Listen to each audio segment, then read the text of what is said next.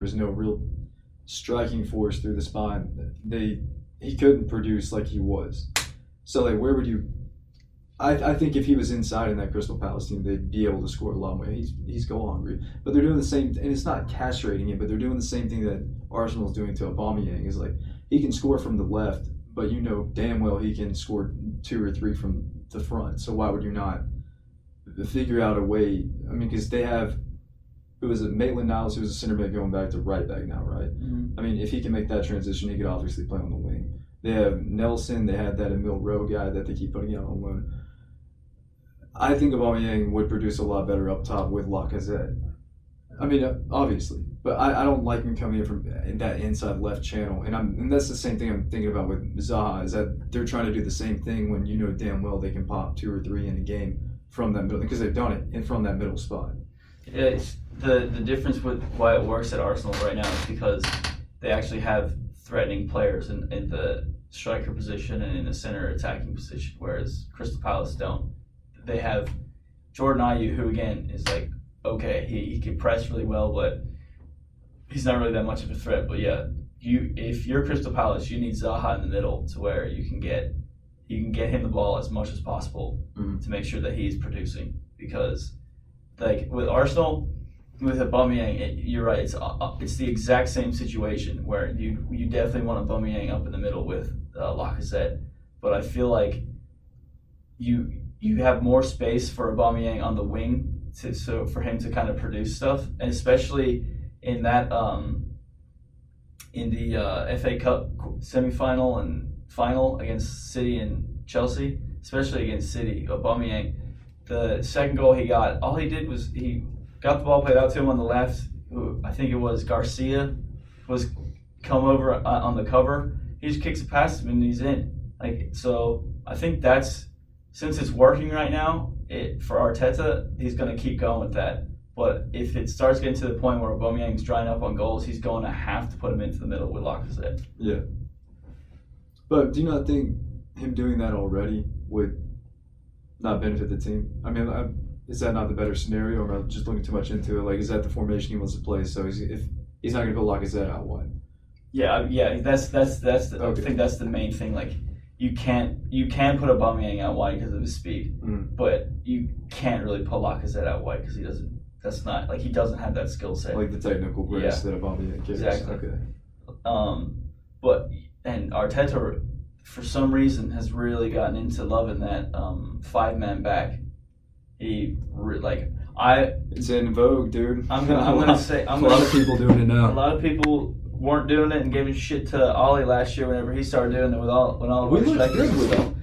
And everyone was shitting on United last year when they were doing that, but it beat every team except Liverpool. It beat every single team except Liverpool. So we used it against Spurs. We used it against Spurs. We used it against. We matched up Sheffield one time, didn't we? Yeah, we matched up with Sheffield. We used it against City 3 times and beat them 3 times. We did it against Liverpool, and obviously we lost 2-0 away, but we had fucking Pereira and Lingard starting. So can't do much with that midfield. And then we did it against... who was the other team that we did it against? I think we did it against Wolves in the FA Cup. I don't even know if that was like a tactical, like we're going to beat them with this. I think whenever we used the 5-back against the 5-back, it was we have to survive against this. Oh, it was never like the very first time that United went out with a 5-back, it was we have nothing else that this is just what we have to play. Mm-hmm.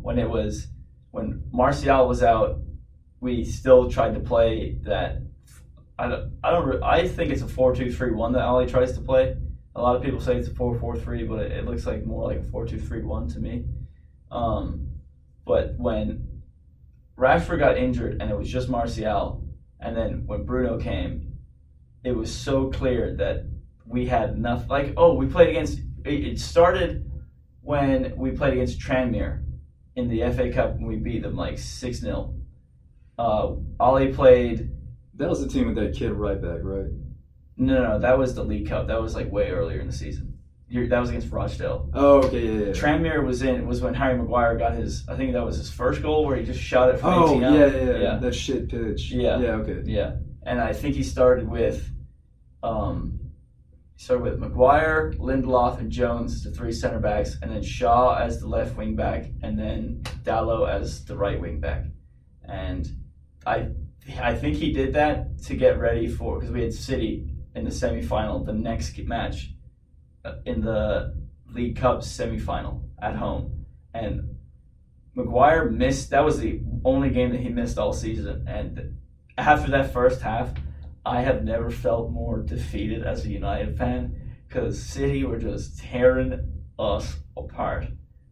Phil Jones could not function whenever he got pressed. He kicked the ball away every single time, and until Rashford got that goal, it was like, God, we are miles off of these. He really did come through last year, though. Rashford, like when he had to. Oh yeah, yeah, and he even in that Wolves game in the FA Cup, Ollie put him on needing a goal, which I understand, because if he doesn't put Rashford on and we don't score and we have to go and it goes to penalties, then it's like, well, why didn't he put Rashford on? And then he put Rashford on, who already had an injury, and he gets injured more, and it's like, well, why did he even risk him? Mm-hmm. So it was kind of a lose-lose for Solskjaer on that one. But yeah, who else would you have put in though? No one. There was no one else to put in. Exactly. Yeah. I mean, you'd have to dig into the reserves. He was at that point. That's when Martial was out, and he was the only piece of attack that we had. Like Dan James was not doing anything. I don't know what happened. Not doing anything. With Dan. I don't know what happened. He was playing fire. He broke out with it was a goal or an assist for 12 games. Yeah, and then it was the Crystal Palace was the one where I was like, okay, I think we do, because he scored against Chelsea and he scored against Crystal Palace and then he scored against Southampton. I don't know if Southampton was before, but watching that I was like, okay, this was a good fucking find for 15 million. Like he's a good player. And then against the last thing I remember him doing was against Norwich when we missed fucking 2 PKs against them, but we still won 5-2. He had that one. He got the ball out on the right, and it was kind of like a counterattack, and then Rashford was running through the middle, and I was like, he's going to miss this, and then he puts it to Rashford perfectly in front of his feet, and I was like, okay, we have a decent right wing here who's young, who we can definitely develop. And then he just kind of went downhill against Arsenal when Scott McTominay got that goal. Mm-hmm. It was a perfect counter, and Rashford was in, and James played the ball, but he played it way too far in front of Rashford's, and then Rashford had to bring it back around, and luckily he still got a goal out of it. But yeah, there was very few times after the first, I'd say probably at like November on, Dan James was pretty much, if he's starting, you're like, God, I don't. Straight downhill. He worked his own way out of the starting lineup. And you can say that there's there was personal things going on. Like obviously his dad died before last season, so that's a big thing that anyone who would have to suffer that would obviously, that's a big burden. But he started off great, so you would think that, okay, that kind of lightens it a little bit and he could be all right. But yeah, I don't know. I think he definitely lost confidence as the season went on. Overnight, though, I mean, it wasn't even as a season, because he didn't score or have another assist after he hit those 2 sixes, like the 6 goals, 6 assists, and it was just lights out. Yeah. For the rest of the season. I mean, he was hauling ass past defenders when he played, at the beginning. Dude, in the Aston Villa game, the friendly the other day, or yesterday. No, when was it? Yesterday. I think it was yesterday. Yeah, Sunday. Yeah, okay, weird. So, you could hear Ollie on the sideline just hoarse, yelling at Dan, like, run. Yeah. Like, quit turning around, because that's all he does. He'll get the ball and then, like, weigh his options and pass back to whoever's behind him, Shaw or Wan-Bissaka. I mean, he's not taking people on. I don't know what the hell happened. Same thing can be said about Rashford, though. When we came back from, the lockdown break, Rashford came back and he was maybe still injured a little bit, maybe didn't have the confidence, but he was not taking players on like he was before he got injured. He was playing more of a playmaking role from deep, but I'd also, like, that's cool. I'm fine with him doing that, but I also want him to take players on, because it was was it West Ham? Maybe it was West Ham that we ended up drawing at the end of the season, where if we had just won it, top four would have been sealed no matter what, right?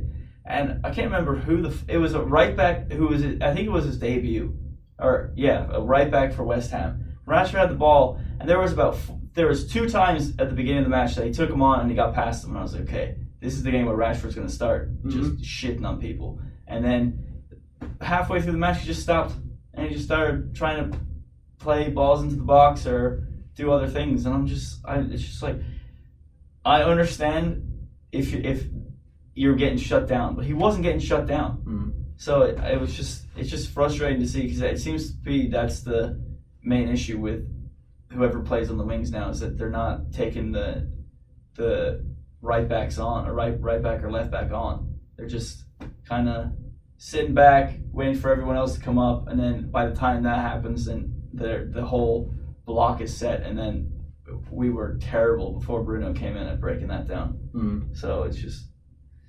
I think Bruno's just absolutely I think he's magic. He's not of this world. I mean, honestly, his through balls, his passes, he's the creative midfielder that we've never had. I think we saw glimpses of it.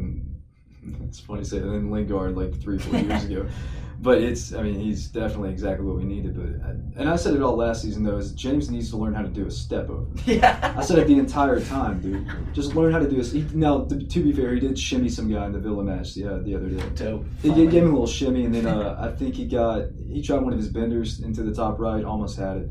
And then Rashford elasticoed effortlessly elasticoed some dude in the box, just took him the fuck on, just like he didn't even care. And they look like they're coming too, and I think from what it sounded from the sidelines, Ollie's telling them to yank some ankles. Yeah, okay. Exactly. So I think we're gonna see. I think Dan's on the breaking point, because from what I heard the other day, Ollie's it sounded like you're about to get it, like you're about to understand how to be a winger. Just fucking go, dude. Just run. That's one of the fastest dudes in the league, probably top 3, 4, undoubtedly, and he doesn't know how to do a step over. It's the most aggravating thing in my life. He's literally like a poor man's version of Adama Traore. He's just smaller. That's it. Not even poor man's, but him and Adama Traore play the exact same way. Head down, kick it, and run. They don't do step overs. Well, they never had to. Yeah. But I mean, he'd be absolutely filthy if he could put some dude on his ass and then just zoom past him. Yeah. They'd be beautiful, but we can't get that. Even if he just does a shoulder fake, like he's gonna cut in, defender will bite, and you just kick it, and you're faster than other than probably Kyle Walker. He beat every single other wingback. Yeah.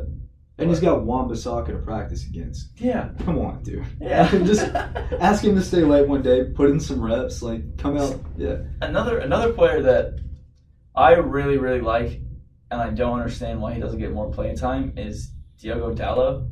I love that. When United beat PSG 2 years ago, we started with a 5-back, and then it was just shit. Bailly did not know what he was doing, and then I think he came off and Dalot came on, and we went to a 4-4-2 or 4-2-3-1, and that's when we got back into the game.